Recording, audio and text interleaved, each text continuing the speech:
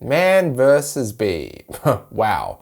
At first, when this got announced and I saw the trailer on social media, I could not believe it. I thought it was some kind of joke because it is just so reminiscent of Mr. Bean, and I swear Rowan Atkinson said that he was done with that character. And he might as well be. And so Man vs. Bee is like a modern throwback to that classic character of his. In this miniseries, Atkinson finds himself at war with a bee while house-sitting a luxurious and futuristic mansion. And while he isn't Mr. Bean, he plays a similar role where his character tends to wreak havoc in the most careless of ways.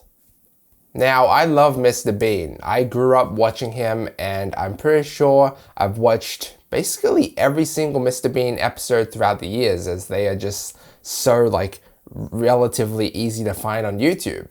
And Man vs. Bee reminds me so much to this picnic sketch Rowan Atkinson did as Mr. Bean in the 90s. Very similar concept, so if you love that one, then you're most certainly going to love this one. Even more so because it's even more dramatic and there's a lot more story elements. And unlike that one where it seemed more fake because, well, it never actually looked like there was a bee or a fly or whatever it was that was bugging Mr. Bean, it was Atkinson pretending for the sketch. Man vs. Bee is far more realistic, as you'd expect. I had a lot of fun watching this series just because it was like a throwback to classic Mr. Bean. There are some very interesting and hilarious circumstances Atkinson's character gets himself in, which just screams Mr. Bean. But in this one, his character actually talks, and he has a family, so we can tell what's on his mind more frequently. But that's honestly all I can really say about this miniseries, because that's essentially what this is. It's just a small miniseries for fun and giggles. There are like 9 episodes in total, and when I first saw that the first episode was around 20 minutes long, I was like, okay, we're in for a good and long one. But then each episode after that is like around 10 minutes, give or take, which roughly puts this whole series at around 1 hour and 40 minutes in total. Which is like the equivalent to a short movie, but I guess it makes sense because, I mean, there's just not that much you can do with just a man and a bee. This is more of a fun and entertaining series and something not to take too seriously because there are a few things that don't really make a lot of sense in this series, but I find it best to just roll with it. Yet it is kind of impossible to overlook these things because you might be like, wait, how does that make sense? The bee is incredibly smart and is very durable. He just won't die, and you'd think it was like almost remote controlled or something, and it was pretty frustrating watching Atkinson's character deal with it.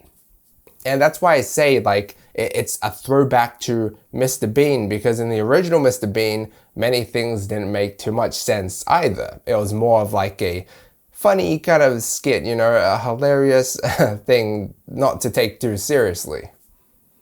Now, at one point while watching this series, I thought, is it just Rowan Atkinson versus a bee and that's it? Because there are limitations to this, like I said, and at one point it did get slightly boring after a bit. But I'm glad to report that there are a few things that happen in this show that spice things up a bit.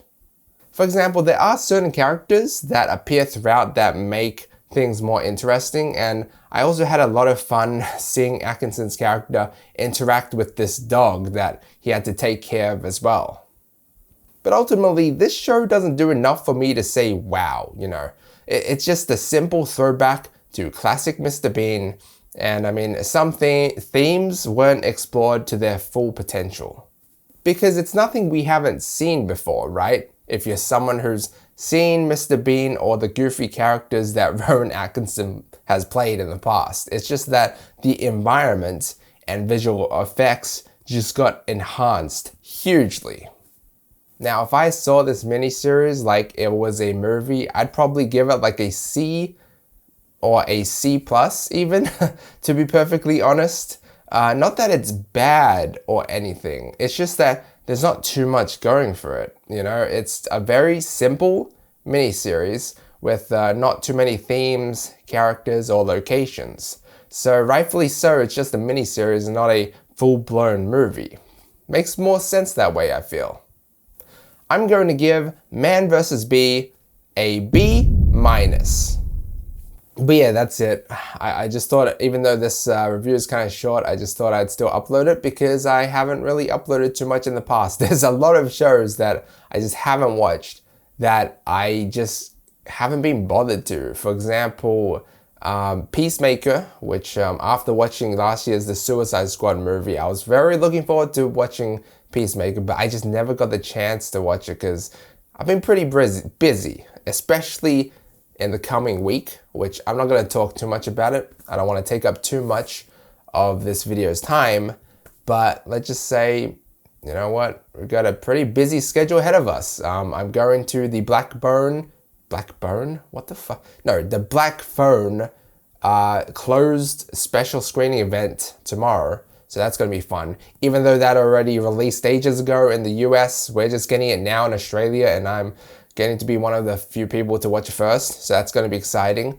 And then we got Stranger Things Season 4 Volume 2, the epic conclusion climax. I've seen a lot of fan theories online. I've chosen to kind of ignore them, but that's going to be exciting for the coming Friday, which is in like 5 days. And then we got Thor. So a lot of goodies to come in a year where there's actually not that many movies that I'm looking forward to, like later this year. That might change though, but not too many have been announced. All I'm really looking forward to is the Nope, Jordan Peele's new movie, and also Black Adam, and maybe one more I forgot, Black Panther 2.